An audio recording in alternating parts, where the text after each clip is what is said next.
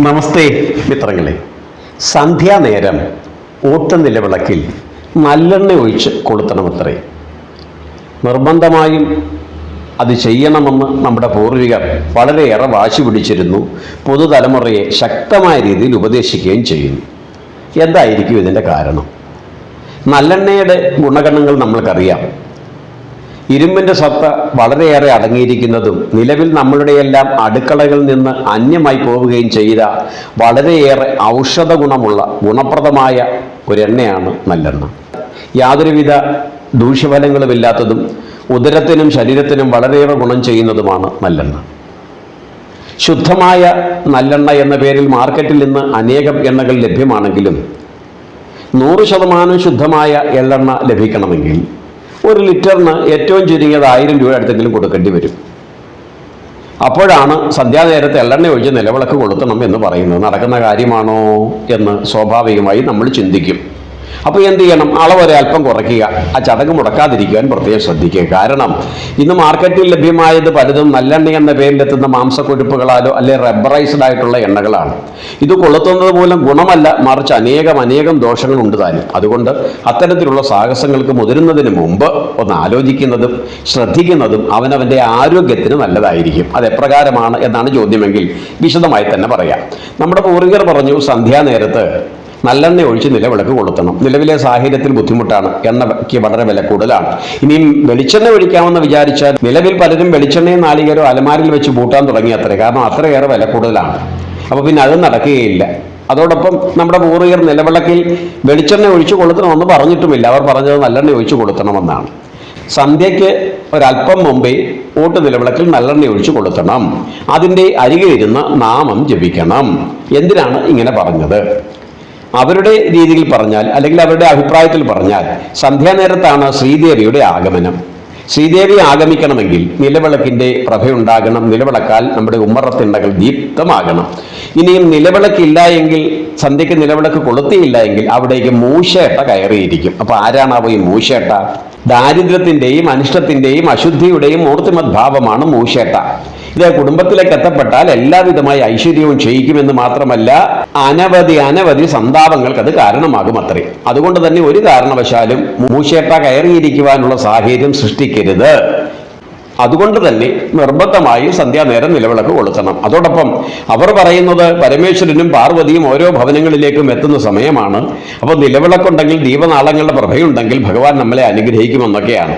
ഇങ്ങനെ പറയുന്നത് യുക്തിക്ക് നിരക്കുന്നതാണോ? ആണോ അല്ലയോ? പുതുതലമുറ ഇവയെല്ലാം കണ്ണുമടച്ച് വിശ്വസിക്കില്ല. അവരുടെ നീതിക്കും യുക്തിക്കും നിരക്കത്തക്ക രീതിയിൽ അവരെ ബോധ്യപ്പെടുത്തേണ്ടത് അത്യന്താപേക്ഷിതമാണ്. കെട്ടുകഥകളിലൂടെയോ പഴമൊഴികളിലൂടെയോ ഇത് പറഞ്ഞാൽ അവർ അത് പിന്തുടരണം എന്നില്ല. തന്നെയുമല്ല, ഇതെല്ലാം ചുരുട്ടിക്കൂട്ടി പറപ്പുറത്തേക്ക് തള്ളുകയും ചെയ്യാം. അപ്പോൾ ഈ ആചാരങ്ങൾ നിലനിൽക്കേണ്ടതല്ലേ? അതെ. അങ്ങനെയാണെങ്കിൽ ഇത് എന്തെങ്കിലും ശാസ്ത്രീയമായ അടിത്തറയുണ്ടോ? ഉണ്ട്. അതൊന്ന് അന്വേഷിച്ച് ബോധ്യപ്പെടുത്തുവാനുള്ള ഒരു എളിയ ശ്രമമാണ്.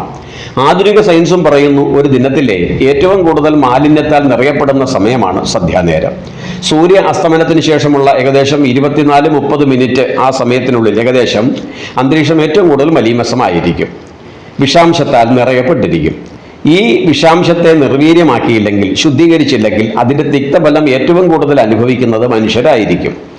ആയതിനാൽ തന്നെ സന്ധ്യ ആരംഭിക്കുന്നതിന് ഒരല്പം മുമ്പായി, സൂര്യാസ്തമനത്തിന് ഒരല്പം മുമ്പായി നിലവിളക്ക് കൊളുത്തി വെക്കണം. കൊളുത്തുമ്പോൾ നല്ലെണ്ണ ഒഴിച്ചു തന്നെ കൊളുത്തണം. എന്താണാവോ ഈ നല്ലെണ്ണയ്ക്ക് ഇത്രയേറെ പ്രാധാന്യം പറയാനുള്ള കാരണം? നല്ലെണ്ണ ഒഴിച്ച് നിലവിളക്കിലേക്ക് കൊളുത്തിയാൽ കുറേ കഴിയുമ്പോഴേക്ക് ആ നല്ലെണ്ണ അവിടെ കാണുവാനേ കഴിയുകയില്ല. അത് മുഴുവൻ ആവിയായി പോയിരിക്കും. അങ്ങനെയാണെങ്കിൽ ദീപപ്രഭ മൂലം ആവിയായി മാറുന്ന നല്ലെണ്ണ വേപ്പറൈസ്ഡായി അന്തരീക്ഷത്തിൽ മുഴുവൻ വിലയം പ്രാപിക്കും. ഈ അന്തരീക്ഷത്തിൽ വിലയം പ്രാപിച്ച ആ നല്ലെണ്ണയുടെ ആവിക്ക് അന്തരീക്ഷത്തിലെ ഒരു പരിധി വരെയുള്ള സൂക്ഷ്മ കീടാണുക്കളെയും രോഗാണുക്കളെയും നിർവീര്യമാക്കാൻ കഴിയുമത്രയും. അതുകൊണ്ടാണ് നമ്മുടെ ഹോമങ്ങളിലും പൂജകളിലുമെല്ലാം എണ്ണയ്ക്കും നെയ്ക്കും വളരെയേറെ പ്രാധാന്യം കൊടുക്കുന്നത്. നെയ്ക്കും ഇതേ ഗുണം തന്നെയുണ്ട്. വിശദമായി അതിനെപ്പറ്റി നമുക്ക് മറ്റൊരു വീഡിയോയിൽ അറിയുവാൻ ശ്രമിക്കാം. ഏതായാലും ഈ ഗുണങ്ങൾ ഇവയ്ക്ക് രണ്ടിനുമുണ്ട്. അതുകൊണ്ട് ആ നീരാവി അതിൻ്റെ ചുറ്റുപാടുമുള്ള രോഗാണുക്കളെയും വിഷാംശത്തെയും ഒരു പരിധി വരെ ശുദ്ധീകരിക്കും. ആ ശുദ്ധീകരിക്കപ്പെട്ട സ്ഥലത്ത് ഇരുന്നു കൊണ്ട് വേണം നമ്മൾ നാമം ജപിക്കാൻ. ഇല്ല എങ്കിൽ എന്താണ് കുഴപ്പം? അന്തരീക്ഷത്തിലെ സൂക്ഷ്മ രോഗാണുക്കളും വിഷാംശവും ത്വക്കിലൂടെയും നാസികാദ്വാരത്തിലൂടെയും നമ്മുടെ ശരീരത്തിനുള്ളിലേക്ക് കടക്കാനുള്ള സാധ്യതയുണ്ട്. മറിച്ച് കൊളുത്തിവെച്ച നിലവിളക്കിന്റെ അരികിൽ ഇരുന്നു കൊണ്ടാണ് നാമം ജപിക്കുന്നതെങ്കിൽ തീർച്ചയായും ആ പ്രദേശം മുഴുവൻ ശുദ്ധമായിരിക്കും, ഒരു പരിധിവരെ രോഗനിർമുക്തിയുടെ തലത്തെ കരഗതമാക്കിയിരിക്കും. അതുകൊണ്ട് തന്നെയാണ് നമ്മുടെ പൂർവികർ പറയുന്നത്, ആധുനിക സയൻസ് സംബന്ധിച്ചിട്ടുള്ളതാണ് നല്ലെണ്ണയുടെയും നെയ്യുടെയും ഈ പ്രത്യേകമായ കഴിവിനെ. ആയതിനാൽ നിലവിളക്ക് കൊളുത്തുമ്പോൾ അതിൽ നല്ലെണ്ണ തന്നെയാണോ ഒഴിക്കുന്നത് എന്ന ബോധ്യമുണ്ടാകണം. സന്ധ്യയ്ക്ക് സൂര്യൻ അസ്തമിക്കുന്നതിന് ഒരല്പം മുമ്പായി നിലവിളക്ക് കൊളുത്തുകയും വേണം. ഇത് ഒരു പിന്തിരിപ്പനാശയമോ ഒരു അനാചാരവുമല്ല, മറിച്ച് നമ്മുടെ ജീവിതത്തെ ഐശ്വര്യകരമായ തലത്തിലേക്ക് എത്തിക്കുവാൻ വേണ്ടിയിട്ടുള്ള ഒരു ഉപാധി മാത്രമാണ്. അത് നേരായ രീതിയിൽ പറഞ്ഞാൽ നമ്മൾ അനുസരിക്കില്ല എന്ന ചിന്ത നമ്മുടെ പൂർവികർക്ക് ഉണ്ടായിരുന്നതിനാലാകാം മൂശേട്ട എന്നും ശ്രീദേവി എന്നൊക്കെ പറഞ്ഞ് നമ്മൾ അനുസരിപ്പിക്കുവാൻ പ്രേരിപ്പിച്ചത്. അതുകൊണ്ട് തന്നെ അവർ പറഞ്ഞു തന്ന ആ ദിവ്യമായ അറിവിനെ കരഗതമാക്കി ഒരു വീട്ടിൽ നിലവിളക്ക് കൊളുത്തുമ്പോൾ അത്രയും പ്രദേശത്തെ അശുദ്ധി ഇല്ലാതാകും. ഇങ്ങനെ ഓരോ ഭവനങ്ങളും ചെയ്യുമ്പോൾ, ഒരു കാലത്ത് എല്ലാ ഭവനങ്ങളിലും സന്ധ്യാനേരത്ത് നിലവിളക്ക് കൊളുത്തുമായിരുന്നു. അപ്പോൾ ചുരുക്കത്തിൽ ആ പ്രദേശം മുഴുവൻ ഒരു പരിധി വരെ ശുദ്ധിയെ കരഗതമാക്കും. ഇന്ന് അതിനൊക്കെ വളരെയേറെ മാറ്റങ്ങൾ സംഭവിച്ചിരിക്കുന്നു.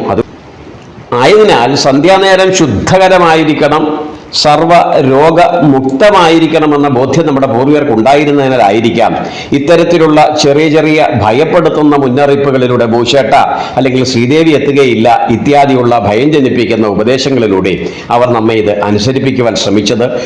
ഉദ്ദേശം എന്തായിരുന്നാലും ഉത്തമം തന്നെയായിരുന്നു, അതിൽ യാതൊരുവിധ ദോഷവും ആരോപിക്കാൻ കഴിയുകയില്ല. അതുകൊണ്ട് ഇതിൻ്റെ ശാസ്ത്രീയത മനസ്സിലാക്കി ഇത്തരത്തിലുള്ള നല്ല നല്ല ആചാരങ്ങൾ നിലച്ചു പോകാതെ നമ്മുടെ ഓരോ ഭവനങ്ങളിലും സന്ധ്യാനേരം കൊളുത്തിവെച്ച നിലവിളക്കിന്റെ ദീപനാളത്താലും നാവിൽ നിന്ന് ഉതിരുന്ന നാമജപങ്ങളാലും ധന്യമാകട്ടെ. അതിലൂടെ എല്ലാ കുടുംബത്തിനും ഐശ്വര്യവും സമൃദ്ധിയും ഉണ്ടാകട്ടെ. എല്ലാ കുടുംബത്തിലേക്കും ശ്രീദേവിയുടെ സാന്നിധ്യം ഉണ്ടാകട്ടെ. എല്ലാ കുടുംബത്തിൽ നിന്ന് മൂശേട്ട ഓടി അകലട്ടെ എന്ന് ആദരപൂർവ്വം പ്രാർത്ഥിച്ചുകൊണ്ട് മറ്റൊരു വിഷയവുമായി വീണ്ടും കണ്ടുമുട്ടുന്നത് വരെ പ്രിയ മിത്രങ്ങളെ ഏവർക്കും നമസ്കാരം. ഹരി ഓം.